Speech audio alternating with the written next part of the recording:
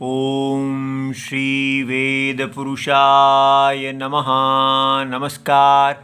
Class number 927 Shrimad Bhagavad Gita जी शंकराचार्य जी के भाष्य के अनुसार आरंभ किया जाता है। ओम श्री सीता रामचंद्राभ्याम नमः। नमो गुरुभ्यः। ओम अथ काल देवताः श्री विक्रमी संवत् 2083 आषाढ़ शुक्ल पक्षः अष्टमी बुधवारः स्वाति नक्षत्रम् उत्तरायणं वर्षार्तुः। ओम तत्सत्। श्री शंकराचार्याय गुरवे नमः। अविभक्तं च भूतेषु विभक्तमेव च स्थितं भूतभर्तृ च तज्ज्ञेयं ग्रसिष्णुः प्रभविष्णु च। अध्याय नंबर 13 और श्लोक नंबर 16। पुस्तक है Gita Press Gorakhpur, book number 10, Shankaracharya ji के भाष्य वाली भगवद गीता जी। अच्छा जी, तो अब ये भगवान किस प्रकार, उनके मन में क्या है कि वो और बताते जा रहे हैं? क्या वो नई चीज़ें बता रहे हैं? ऐसा तो नहीं है, क्योंकि वो एक ही ज्ञेय जानने योग्य वस्तु को बता रहे हैं जिससे मृत्यु को जीता जाता है। तो अब तो इतना क्यों बताना पड़ रहा है? क्योंकि हमारा ध्यान बार बार उसकी तरफ खींचा जा रहा है। ये दुर्विज्ञेय वस्तु है, कठिनाई से समझ में आने वाली है, इसको स्वीकार किया जाता है। इसलिए इस बुद्धि को बार बार दृश्य से हटा के दृष्टा पे लाया जा रहा है। तो अब भगवान का क्या उपाय है? भगवान कह रहे हैं उसका लक्षण है अविभक्तम। आप कैसे जानेंगे?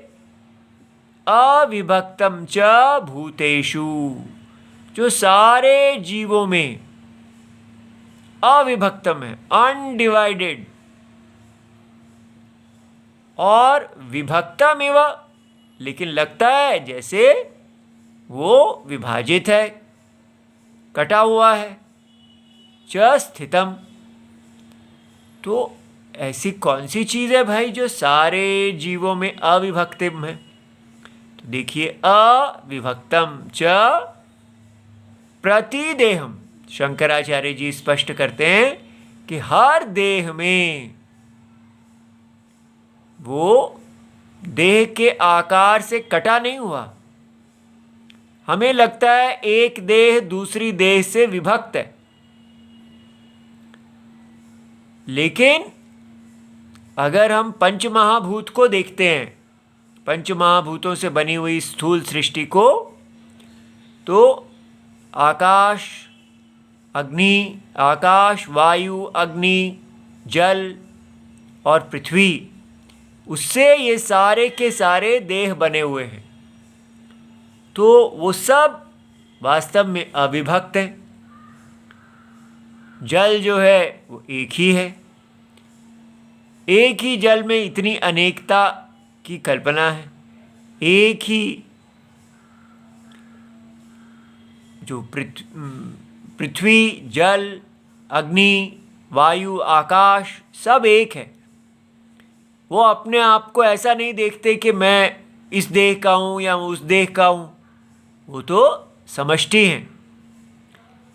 तो कहा व्योमवत, क्योंकि व्योम आकाश जो है वो सब सारे पंच महाभूतों का कारणम है। तो भगवान ने आकाश का उदाहरण लिया। जैसे आकाश व्योम सारे की सारी देहों में अविभक्त रहते हैं, तत् एकम भूतेषु, उसी प्रकार ये जो हम आपको ज्ञेय बता रहे हैं वो सारे शरीरों में एक सर्व प्राणीषु। तो वो ज्ञेय क्या है? आत्मा, सबका आत्मा, सबका अहम प्रत्यय विषय, सबका एक ही के अंदर अहम प्रत्यय विषय। ये कैसे हो गया? हम देह से अपने आप को विभाजित उस आत्मा को देह का विशेषण मानते हैं, इसलिए हमें लगता है कि जैसे जो चेतना है, अस्तित्वम है, वो हर देह में विभक्त है। तो इसलिए कहा जा रहा है अविभक्त रहते हुए विभक्तम इव च स्थितम देहेषु एव विभाव्यमानत्वात्। इसलिए आपको वो ज्ञेय देह में ही मिलेगा, लेकिन आप देह में अन्वेषण करें, देखें कि कैसे ये सर्व साक्षी आत्मा देह की क्षेत्रज्ञ, देह क्षेत्रम, क्षेत्रज्ञ रहता हुआ क्षेत्रम, देह के द्वारा विशिष्ट, देह उसका एडजेक्टिव लगता है, और एडजेक्टिव विशेषण होने से ऐसा लगता है कि ये इस देह का चेतना है, ये उस देह का चेतना है, इस देह के का चेतना बूढ़ा है, उस देह का चेतना युवा है। जब हम ऐसे बोलते हैं तो हमें बड़ा अजीब लगता है, भाई चेतना तो कभी बूढ़ा और युवा नहीं होता। तो उससे समझ में आता है कि ये जो चेतन अस्तित्वम सारी देह में व्याप्त है, वो वास्तव में निर्गुण है। तो निर्गुण माने अविभक्तम, उसका कोई विशेषण नहीं है। विशेषण ही हमें विभाजित करता है।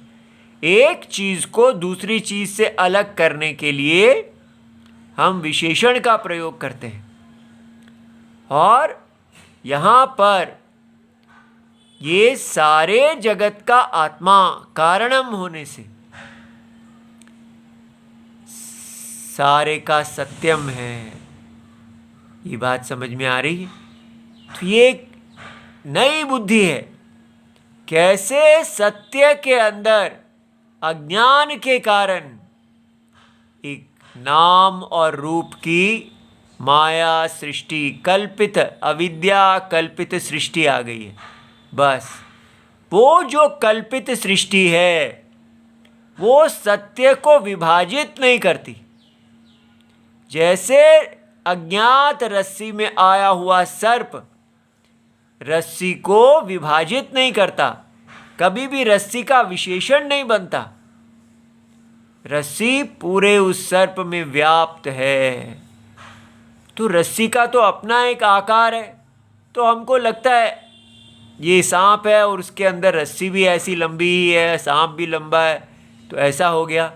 लेकिन यहाँ पर निराकार आत्मा में कोई आकार है ही नहीं, और उसमें आकार की एक अविद्या कल्पित सृष्टि है, माया। तो बार बार हमारा ध्यान उस परम सत्य आत्मा की तरफ ले जाया जा रहा है। जैसे ही हम सत्य को देखेंगे, ये असत्य नाम रूप इसका कोई अस्तित्व ही नहीं रहेगा। ठीक है? तो इस प्रकार धीरे धीरे व्यक्ति इस सत्य को देखने का प्रयत्न करे। और फिर क्या कहा? यही सत्य जो देह में विभाव्यमान है, देह में जिसका उपलब्धि स्थान है, देह ऐसा लगता है कि देह में ही उपलब्ध है, वास्तव में वो देह में उपलब्ध नहीं है। अविद्या के कारण देह उसकी उपलब्धि स्थान है। अब कहा हम भूत भृत, भूतानि बिभर्ति इति तद ज्ञेयम भूतभृत इति स्थिति काले। अब देखिए, सारे जीवों को धारण करने वाला क्या हमारे मन में ऐसा कभी विचार आता है कि सारे जीवों को धारण करने वाला कोई है? साइंटिस्ट क्या कहेंगे? यहाँ तो उनका मूल क्या है? यहाँ पर सब कार्बन इत्यादि केमिस्ट्री है, और वो केमिस्ट्री जुड़ती है और जीव बन जाते हैं, चेतना आ जाती है, फिर दोबारा वो केमिस्ट्री हो जाती है, बीच में थोड़ी देर बायोलॉजी रहती है, जीव हो जाता है। बस इतना ही है। तो इस सारे को धारण करने वाला कौन है? कोई धारण करने वाला नहीं है, ऐसा साइंस कहेगी। ये बस धारण करना तो ऐसा होता है, ये है पेन और इसको धारण कर रहा है हाथ। तो ये सारी सृष्टि को किसी ने धारण किया हुआ है, ऐसा तो कोई उनके पास कहते हैं कोई प्रमाण नहीं है। हमें तो कोई भूत भृत नहीं दिख रहा। और बाइबल कुरान आदि क्या कहते हैं? ये सारे जो हैं, इसको एक ऐसी चीज ने धारण किया हुआ है जो प्रमाणों से नहीं जानी जा सकती। अब बताइए भाई, जो चीज प्रमाण से नहीं जानी जाती उसकी परिभाषा होती है वो नहीं है। अगर मैं आपको कहूं यहां पेन है, तो आप कहेंगे भाई मुझे तो आंखों से कोई पेन नहीं दिख रहा। तो उसका अर्थ क्या होगा? कि पेन नहीं है। जो प्रमाण से नहीं जाना जा सकता वो नहीं है। लेकिन इन रिलीजन्स ने एक नई चीज निकाली है कि जो प्रमाण से नहीं जाना जा सकता उसको नहीं है नहीं कहेंगे, उसको कहेंगे वो विश्वास से जाना जाता है।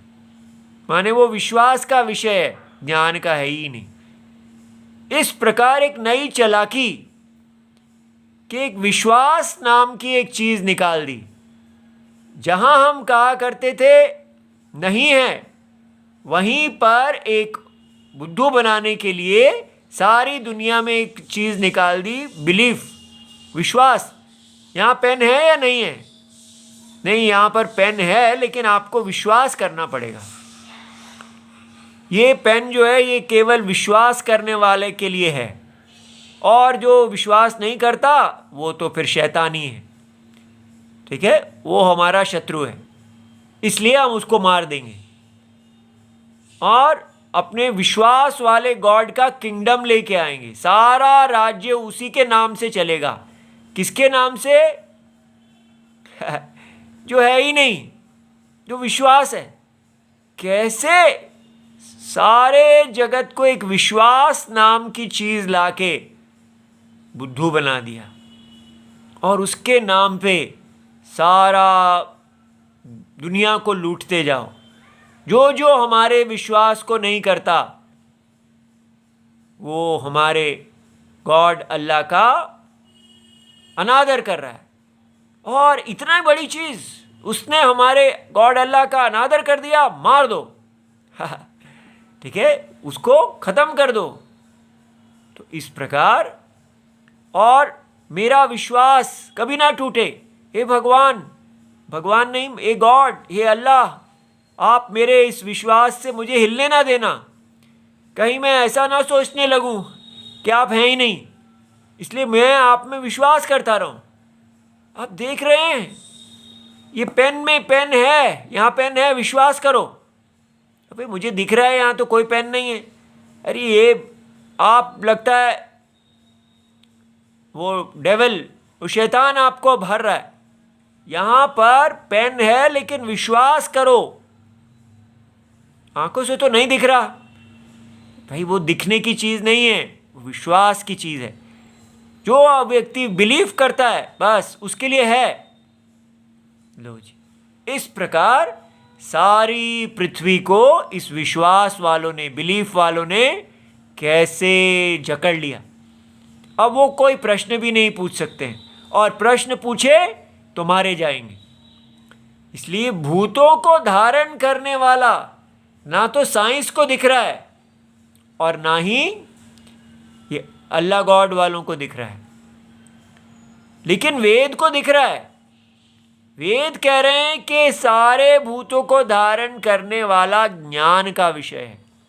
आप उसको जान सकते हैं, विश्वास का विषय नहीं है। और जैसे साइंस कहती है कि वो तो प्रमाण से नहीं जाना जाता, ज्ञान का विषय ही नहीं है, क्योंकि वो केवल इंद्रियों से देख रहे हैं। इसीलिए भगवत गीता कह रही है दुर्गेय है, ये कठिनाई से जाना जाएगा। तो इसलिए आप ध्यान से देखिए, भूत भृत च भूतानि बिभर्ति, सारे जीवों को यही धारण करता है। इति तज्ञेयम भूत भर्तृ च स्थिति काले। अब दिखाया जा रहा है कि ये सारी जो सृष्टि है इसका एक स्थिति काल है। स्थिति काल माने जब ये उत्पन्न हो चुकी है और स्थित है, और अभी लय से पहले। तो सृष्टि की 3 स्थितियां हैं। जैसे लहर पहले बीज अवस्था में होगी, उत्पत्ति काल आएगा, फिर स्थिति काल और फिर लय काल। इस प्रकार पहले हमें जानना है कि ये सृष्टि अपने कारण में उत्पन्न होती है, रहती है और लय होती है। ये बात ना तो साइंटिस्ट जानता है और ना ही अल्लाह गॉड वाले जानते हैं। तो ये बिल्कुल अलग चीज़ है। हमारी बुद्धि को इसका संस्कार मिलना चाहिए कि ये सृष्टि अपने कारण में उत्पन्न हो रही है, फिर स्थित रहती है और लय होती है। पर हम क्यों माने ऐसा? क्योंकि आप देखिए ये कहाँ उत्पन्न होती है, तो हम अपने सुषुप्ति के अनुभव को देखें। सुषुप्ति में आपको सारे जगत की कोई अनुभूति नहीं है, इंद्रियां नहीं हैं तो इंद्रियों के विषय भी नहीं है, ना सूक्ष्म इंद्रियां हैं और इंद्रियों के तो जैसे स्वप्न भी नहीं है। स्वप्न की सृष्टि सारी की सारी केवल सूक्ष्म शरीर है। जीव सूक्ष्म शरीर के द्वारा भोग करता है, और स्थूल सृष्टि क्या है, वो स्थूल शरीर के द्वारा भोग करता है। लेकिन यहाँ वही जीव जो है वो ना स्थूल शरीर के साथ है ना सूक्ष्म शरीर के साथ है। तो इसका मतलब सृष्टि क्या है? शरीर। तो वो केवल सृष्टि की बीज अवस्था में है। इसलिए ये जीव जो है क्षेत्रज्ञ ये है, लेकिन इसका शरीर बीज अवस्था में है। तो माने इसका शरीर जो है तो यही तो लेकिन बाकी तो जाग रहे हैं, उनका तो शरीर बीज अवस्था में नहीं है। इससे समझ में आता है कि ब्रह्मा जी का जब शरीर सारा प्रलय होता है, जिनके शरीर के अंदर सारे शरीर हैं, अब आपके ब्रह्मा जी को क्यों माने? बुद्धि, सारे जगत की जो बुद्धि है वो सर्वव्यापी है। ठीक है, व्यष्टि समष्टि। जहां व्यष्टि है, पाठ है, केवल हम इसको ही जान रहे हैं, इसका जागृत, इसका स्वप्न, इसकी सुषुप्ति, व्यष्टि। लेकिन ये व्यष्टि हमेशा समष्टि के अंदर होती है। यही कहा अविभक्तम, पहले अविभक्तम की बात कही कि ये सारा शरीर अविभक्तम है, स्वयं शरीर ही अविभक्तम है, उसके अंदर विभाजन की कल्पना है। ठीक है, तो इस प्रकार आत्मा भी अविभक्तम है, बुद्धि भी अविभक्तम है, मन अविभक्तम है, इंद्रियां अविभक्तम है। उनके अंदर जो पंच महाभूत दिख रहे हैं वो भी अविभक्तम है। तो विभाजन का है केवल कल्पना। ठीक है, तो इस प्रकार कहा कि जब ये सारा शरीर पूरा का पूरा ही सो जाता है, तो ये स्वप्न अवस्था में जाता है, फिर स्वप्न अवस्था भी सो जाती है पूरी की पूरी सारे जीवों की। तब प्रलय है। उस प्रलय काल में सारे जीवों को जो धारण किए हुए हैं वो हम देख सकते हैं कि बीज अवस्था को धारण करने वाला है कोई। लहर की जो बीज अवस्था है उसको जल धारण करते हैं। इसलिए हमारी व्यक्तिगत सुषुप्ति और समष्टि की सुषुप्ति, जब ब्रह्मा जी भी लय हो जाएंगे तो भी जो चेतना है वो रहेगी। उसी चेतना में बीज अवस्था आएगी। तो भगवान कह रहे हैं केवल स्थिति काल ही नहीं, प्रलय काले ग्रसिष्णु ग्रसनशीलम। जब प्रलय का काल आता है, जब ब्रह्मा जी का शरीर सो जाता है, लय हो जाता है, तो यही ग्रसिष्णु, ये इष्णुच प्रत्यय लग जाने से ग्रास करने के स्वभाव वाला, जो ये सारे सृष्टि को ग्रहण कर लेता है, ग्रसित कर लेता है, खा लेता है, वो ग्रसनशील। तो कौन है वो? वही है ये भृत जानने योग्य। कितनी बड़ी बात है। ना इंद्रियां हैं, ना मन है, ना बुद्धि है, और इन सारों को ग्रहण कर खा लिया उसने, फिर भी है। और आपको दिखना चाहिए, हाँ वो है और उसका कभी लोप नहीं है। तो ग्रसिष्णु है, उसको ग्रसिष्णु कहते हैं। ठीक है। और उत्पत्ति काले, अब वहां से उत्पत्ति हुई। पहले ब्रह्मा जी उत्पन्न हुए तो सारा का सारा विज्ञानमय ये कर्ण शरीर आया और उसमें से फिर स्थूल शरीर आ गया। तो उत्पत्ति काले प्रभव विष्णु, अर्थात प्रभव उत्पत्ति स्थान के स्वभाव वाला, एक ही वही परम सत्य। दो नाम हो गए च, तो प्रभवनशील। जैसे गंगा गंगोत्री से प्रभवती निकलती हैं, उसी प्रकार इस चेतन आत्मा से, परम सत्य से कैसे निकलती हैं? यथा रज्ज्वादि सर्पादेहे मिथ्या कल्पितस्य। इसको जो भूल जाएगा वो फिर चला जाएगा बिलीफ में, मानना पड़ेगा। लेकिन ये देखते हैं तो एकदम समझ में आता है, ये सृष्टि तो है। सुषुप्ति के अंदर कोई विकार नहीं आता, उसी के अंदर स्वप्न आता है। ये स्वप्न एक लहर के समान है और स्वप्न के अंदर ही जागृत आता है। क्योंकि हम देखते हैं कि कर्ण शरीर के द्वारा पूरा स्थूल शरीर व्याप्त है। इस प्रकार पीछे पीछे को कार्य से कारण की तरफ सूक्ष्म और सूक्ष्म होते जाएंगे तो हमको ये सब देवता मिलेंगे। इन्हीं के अंदर हम आत्मभाव करेंगे। भगवान ही आपको स्थिति काल में वही जो सुषुप्ति में सारे बीज अवस्था को धारण किए हुए है, वही जागृत अवस्था में सारी जागृत अवस्था को धारण किए हुए हैं। अब ये मॉडर्न साइंस को नहीं दिखता तो हमें क्या करना चाहिए? भगवत गीता छोड़ो भाई, ये नहीं, जो वो कहते हैं वो, जब वो कहेंगे दिखता है तब कहेंगे हाँ दिखता है। रिलीजन्स को नहीं दिखता तो क्या कहें? हम अपनी कहें कि सुषुप्ति जो है वहाँ पर मैं इस सारे जगत के नहीं होने का अनुभव करता हूँ, ऐसा ना बोलें। कहें नहीं वो तो बिलीफ है, वो मेरा विश्वास है कि मैं आनंद में होता हूँ, ऐसा कहें।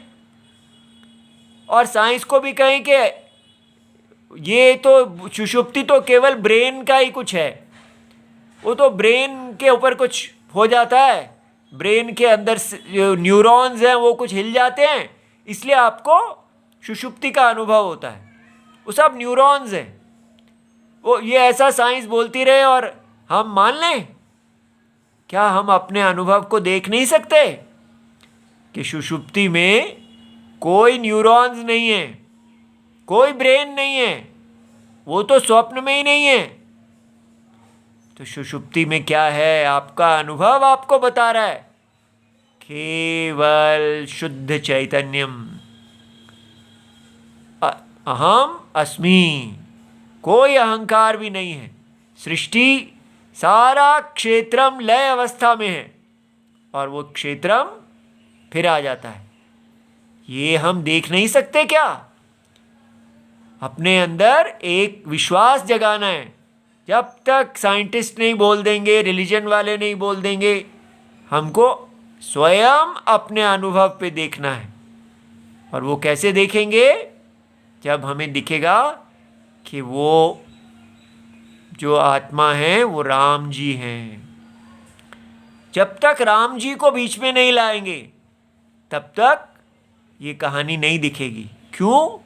क्योंकि राम जी को बीच में लाने से ही हमारे अंदर वेद के प्रति श्रद्धा आती है, हमें आज्ञाकारित्व आती है, हमें धर्म का महत्व समझ में आता है। नहीं तो केवल बस इसको पढ़ लिया, हाँ मुझे समझ में आ गया, मैं तो ज्ञानी हो गया, मुझे तो कोई धर्म करना ही नहीं, और अहंकार और बढ़ जाएगा, स्वेच्छाचार बढ़ जाएगा। इसलिए कभी भी इस सारे शास्त्र को भगवान राम जी से अलग ना रखें। उन्हीं की दया से हम इस समय उन्हीं को ही जान रहे हैं। ये सारा जगत जो ज्ञेय कहा गया है, किसको जाना जा रहा है? राम जी को। नहीं, हम राम जी शब्द नहीं प्रयोग करना चाहते। क्यों नहीं करना चाहते? ठीक है, उनके सारे नाम हैं, लेकिन राम माने रमंती योगिनः, जिसमें योगी रमन करते हैं आनंद रूप आत्मा में, नित्यानंदे चिदात्मनि, जो नित्य आनंद रूप चिद रूप हैं, और उन्हीं का ही राम रूप अवतार है। शंकर आदि सब नाम उन्हीं के हैं। इस प्रकार नाम का मतलब किसी व्यक्ति विशेष को नहीं कहा जा रहा, जो सारे व्यक्तियों की आत्मा है। ये बात समझ में आई? इस प्रकार जो व्यक्ति इस भगवत गीता जी को पढ़ रहा है, उसके अंदर केवल सत्य को जानने की अग्नि हो। कोई कितना भी बड़ा हो, कुछ भी कह दे, सत्य सत्य जो है वो मुझे दिखता है। इस प्रकार व्यक्ति देखे कि जगत की आत्मा की बात हो रही है और वो तो स्वयं मैं ही हूँ। ठीक है, इसलिए आपका अनुभव प्रमाणित कर रहा है कि ये सारी ये ज्ञेय है। ठीक है, अच्छा जी। तो अब ये हमें जो कहा जाता है ब्रह्मा विष्णु महेश, तो यहाँ पर उन्हीं का ही नाम दिया गया है। ब्रह्मा जी कौन हो गए? प्रभ विष्णु। सारा जगत उत्पन्न होता है जिससे। और विष्णु जी कौन हो गए? भूत भृत, अर्थात स्थिति काले भगवान विष्णु उनको धारण करते हैं, तो वहाँ उनका नाम विष्णु है, यही प्रत्यय लगा है। विष्णु माने प्रविष्णु, जो अंदर प्रवेश किए हुए हैं सारी सृष्टि में आत्मा रूप से। और ग्रसिष्णु शंकर जी, जो सारे इसको ग्रास कर लेते हैं, लय के समय इस सारे को खा लेते हैं, लय करता। ठीक है, तो इस सारी जगत की उत्पत्ति स्थिति और लय, ये जो विचार है, ये नास्तिक बुद्धि साइंस वालों के पास नहीं है, नास्तिक बुद्धि रिलीजन वालों के पास नहीं है। और जो आजकल के मॉडर्न हिंदू हैं वो क्या कहते हैं? आगे भी जाने न तू, पीछे भी जाने न तू, जो भी है बस एक यही पल है, कर ले पूरी आरजू। देखिए, ना आगे का पता ना पीछे का पता, तो है क्या, केवल ये पल, इसमें अपनी इच्छा को पूरा कर लो बस। ये क्या है, इसको कहते हैं क्षणिकवाद। बस लिव इन द प्रेजेंट। कोई जगत कारणम है ही नहीं, कोई धारण करने वाला नहीं है। ये कैसे ये गीत हमको केवल इच्छा पूर्ण करने वाला बना रहे हैं। कोई भगवान नहीं, कोई वैदिक कर्म नहीं, कोई पूर्व जन्म नहीं, कोई पश्चात जन्म नहीं, केवल क्या है, कर ले पूरी आरजू। सुनने में कितना बढ़िया लगता है और कितना नास्तिक बनाने वाला ये गीत है। सावधान रहें, सदा गुरु राम जी को पकड़ के रखें। भगवान चारों ओर गिराने वाली ये माया है, आप रक्षा करें हे मायावी। ओम नमो भगवते वासुदेवाय। प्रणाम।